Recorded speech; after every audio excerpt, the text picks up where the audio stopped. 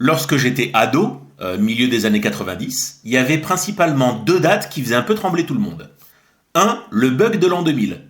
Souvenez-vous, ce passage à l'an 2000 qui devait faire dysfonctionner et bugger tous les appareils électroniques et informatiques. Globalement, ça s'est bien passé. Et 2012, fin du calendrier Maya, qui annonçait la fin du monde et la destruction de la planète pour tout le monde. Je pense que ça s'est bien passé aussi. Le bug de l'an 2000, de mémoire, il n'y a pas eu de film à propos de ça au cinéma. Ou en tout cas, dites-le moi dans les commentaires. En revanche, 2012...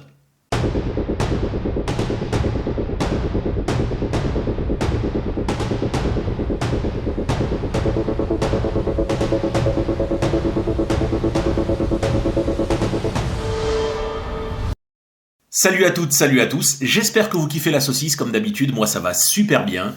Aujourd'hui, on va s'attaquer à l'un des films les plus attendus de la fin des années 2000, un des budgets les plus conséquents, un des projets les plus ambitieux, un des films catastrophes les plus attendus. On va parler de 2012, le film catastrophe sorti en 2009 de Monsieur Roland Emmerich. Alors pour ceux qui ne le savent pas, parce que Roland Emmerich c'est un nom qui est un petit peu sorti des radars depuis quelques années, mais sa mission sur Terre, la raison pour laquelle est né Roland Emmerich, c'était de nous divertir dans les années 90. Comme Michael Bay, c'était les deux gros bras, les deux réalisateurs gros bras d'Hollywood. Roland Emmerich, dans les années 90, c'était complètement dingue. C'était Stargate, Godzilla, Independence Day, Le Jour d'après. Enfin, on montait d'un cran au fur et à mesure. Donc autant vous dire que quand on a appris qu'il était sur un projet qui concernait la fin du monde et la destruction de la planète, c'était plutôt sexy. Et il était encore en odeur de sainteté, on va dire. Il avait des films à gros budget, avec de gros castings. Malheureusement, aujourd'hui, c'est complètement plus le cas. Le scénario de 2012 s'articule principalement autour de deux histoires. La première histoire, c'est la prophétie Maya, qui veut que leur calendrier, établi depuis les Mayas, LOL, se termine le 21 décembre 2012. Ce qui est censé, du coup, annoncer la fin du monde. Donc ça, on part de la prophétie et on voit dans le film les géoscientifiques, les experts qui s'accordent à dire « Attention, c'est parfaitement plausible ». Ça, c'est la grande histoire de 2012. La petite histoire de 2012, c'est celle de Jackson qui est chauffeur de limousine et qui a l'habitude de transporter les gens. Et donc, lui, son ex-femme, leurs deux enfants, et comment est-ce qu'ils vont réussir à survivre à tout ça. C'est monnaie courante à Hollywood de s'intéresser à la petite histoire dans la grande histoire, notamment dans les films catastrophes ou dans les films de science-fiction. C'est un petit peu ce qu'avait fait Steven Spielberg avec La Guerre des Mondes, où on s'intéresse aussi au microcosme d'un quidam, quelqu'un qui est absolument pas un expert, c'était le personnage de Tom Cruise, et à sa petite famille. Et comment est-ce qu'ils vont réussir à survivre à ça. 2012, c'est exactement le même exemple, on va s'intéresser à Jackson, simple chauffeur de limousine, donc il n'est pas politicien, il n'est pas expert, il n'est pas géophysicien, etc. C'est vraiment un quidam, quelqu'un de tout à fait ordinaire qui va être confronté à des éléments extraordinaires, et ça permet comme ça d'étoffer le scénario, et ça permet aussi, pour nous spectateurs en tout cas, d'avoir un point d'accroche, d'avoir un référent, quelqu'un à qui s'attacher, quelqu'un pour qui avoir de l'empathie, et la question de se poser, est-ce que lui et sa famille vont s'en sortir ou pas? Et c'est là qu'apparaissent les premières faiblesses du film. Déjà la durée. Le film, il dure 2h30. Le film dure 2h30, putain.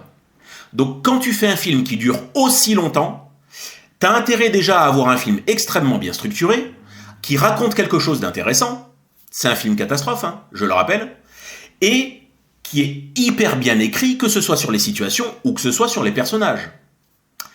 Spoiler alert, dans 2012, on n'a ni l'un ni l'autre. Formellement, le film est très propre. Roland Emmerich est un habitué du genre, il a déjà fait Le Jour d'après, dans lequel on voyait une partie du monde, une partie de la Terre envahie par l'ère glaciaire, c'était hyper bien fait. Là, dans 2012, les effets visuels sont propres, c'est pas non plus à se taper le cul par terre, mais c'est très propre. On a des déferlements de vagues, on a des tsunamis qui sont très bien gérés, on a des immeubles qui se cassent la gueule, qui s'entrecassent entre eux, on a les routes qui craquellent, on a les sols et les montagnes qui explosent. Voilà, globalement et formellement, le film, il est sympa, il est bien fait. En revanche, c'est quoi cette écriture ? Avoir un gros budget, vouloir faire un film de très grosse ampleur et avoir de très bons acteurs, parce que c'est le cas, hein, dans 2012, c'est très bien, mais ça ne fonctionne pas si les fondations, elles sont pas solides. L'écriture des situations, c'est une catastrophe. L'écriture des personnages, c'est une catastrophe aussi. C'est un amoncellement de clichés sur clichés, ce film. Roland Emmerich, si vous voulez, nous avait un petit peu déjà habitués à ça, notamment dans Independence Day et dans Le Jour d'après. Mais alors là, c'est flagrant. Là, on peut plus pardonner, en fait. C'est-à-dire que l'écriture des personnages, on a ce président des États-Unis, incarné par Danny Glover, qui est tout le temps sur un ton hyper grave dès qu'il a quelque chose à annoncer à ses concitoyens ou à ses homologues, présidents de la France, de l'Italie, de l'Espagne, etc., etc. Il est toujours dans un ton hyper grave, hyper premier degré, donc on dirait qu'il ne joue que sur un niveau d'émotion.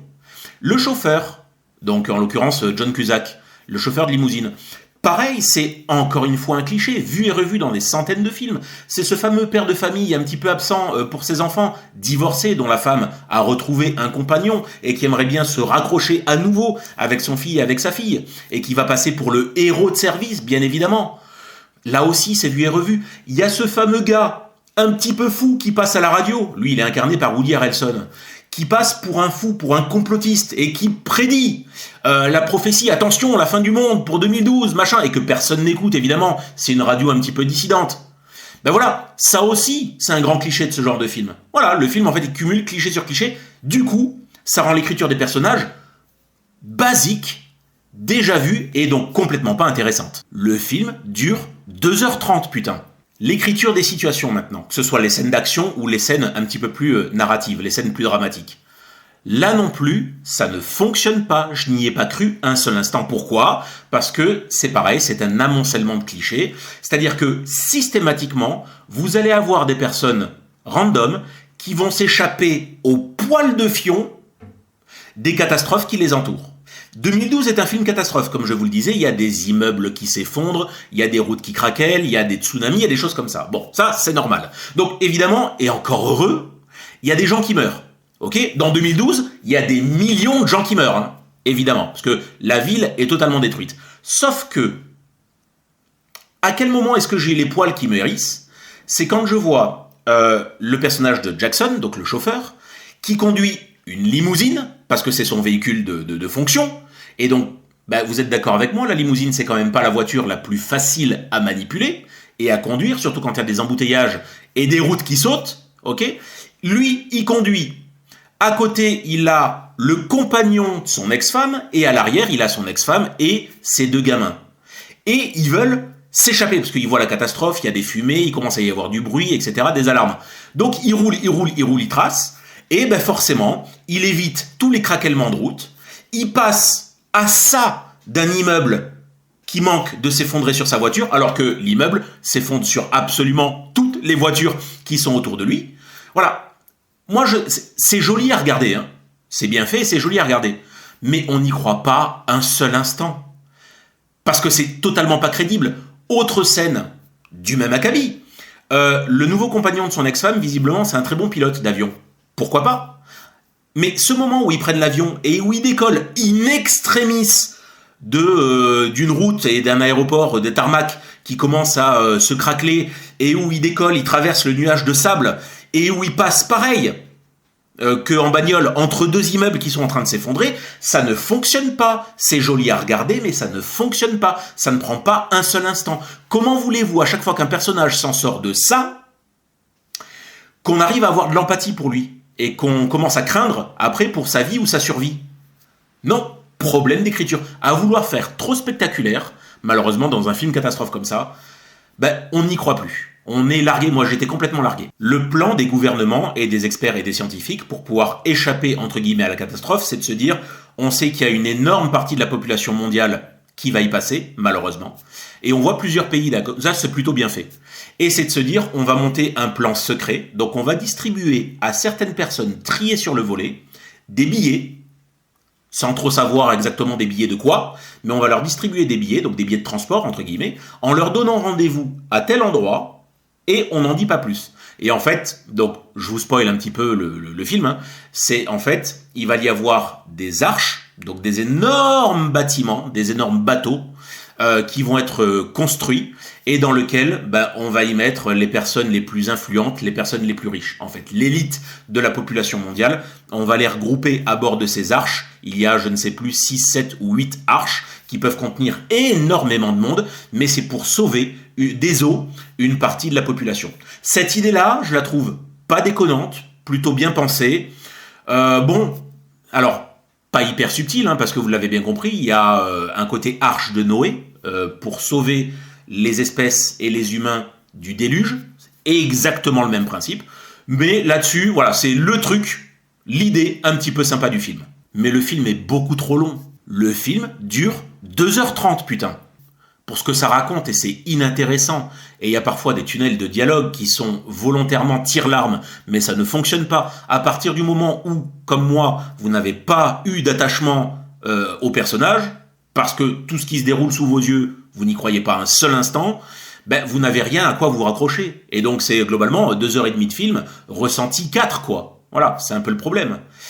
J'ai parlé un petit peu des acteurs tout à l'heure, mais la distribution, elle est très sympa. John Cusack, Thandie Newton, Chiwetel Ejiofor, on a Amanda Peet, on a Woody Harrelson, on a Danny Glover, donc on a un gros casting. C'est assez habituel des films de Roland Emmerich, mais il n'en fait rien. Ce sont des personnages auxquels on ne s'attache pas, donc ça ne fonctionne pas. 2012, c'est l'exemple même du film vide, du film creux.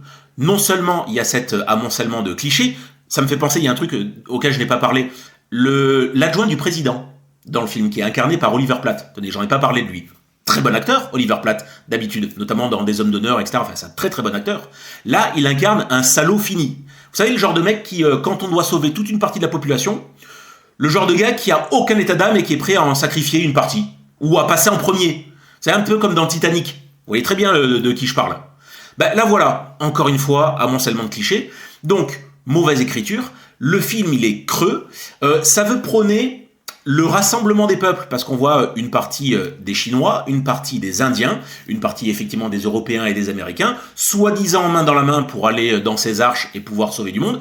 Voilà, ça veut aussi prôner des messages écolos, environnementaux, parce que, encore une fois, un peu comme le jour d'après, attention à ce qu'on est en train de faire à la planète, parce que sinon ça va tourner à la catastrophe, voilà. Même si, contrairement au jour d'après, le jour d'après c'était vraiment dérèglement climatique, donc c'était la faute de l'homme, etc. Là, le principe de base est un peu moins le même, puisqu'on part vraiment de la prophétie du calendrier Maya. Mais bon, il y a bien une cause à ces tsunamis. La cause, c'est l'homme. Donc voilà, c'est encore une fois du vu, du revu, du chauffé, du réchauffé. Et pour moi, on va dire que c'était le début de la fin de Roland Emmerich. Et qu'après ça, on en a quasiment plus entendu parler. Il y a des réalisateurs comme ça, comme René Harlin aussi. René Harlin qui a connu 16 heures de gloire dans les années 90 avec des gros films et qui aujourd'hui continue de tourner. Mais c'est pas dingue. Roland Emmerich, c'est un petit peu pareil. Et c'est grand dommage, parce que voilà, on avait un mec qui était un des maîtres des blockbusters hollywoodiens, et ça s'arrête pour moi avec le jour d'après, avec 2012. C'est pourquoi j'ai mis sur mon Letterboxd la note de 2 au film 2012, ce qui est mauvais, parce que pour moi, c'est pas un bon film.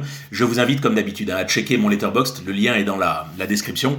Ça aide à parler comme ça des films que je vois et des films que vous voyez, c'est ça qui m'intéresse le plus. Voilà, je suis vraiment désolé si 2012 c'est un film que vous avez kiffé. Si jamais ça fait longtemps que vous ne l'avez pas vu, revoyez-le. Moi je l'ai vu au cinéma, à l'époque j'étais en salle. Alors oui, déjà j'étais beaucoup plus jeune, le film est de 2009. J'avais été impressionné, mais il y avait déjà quelque chose qui clochait. Là je l'ai revu pour le besoin de la critique et... Non, ça va toujours pas. J'ai pas pu réhabiliter le film, c'est pas possible. Il y a des trucs bloquants. Voilà, il y a des pare-feux quand tu regardes le film. Donc voilà. Dites-moi dans les commentaires ce que vous avez pensé du film, et j'ai hâte de vous lire et d'avoir un petit peu vos avis. Sur ce, je vous souhaite non pas la fin du monde, mais une excellente journée, et je vous dis à très bientôt sur la chaîne. Ciao ciao.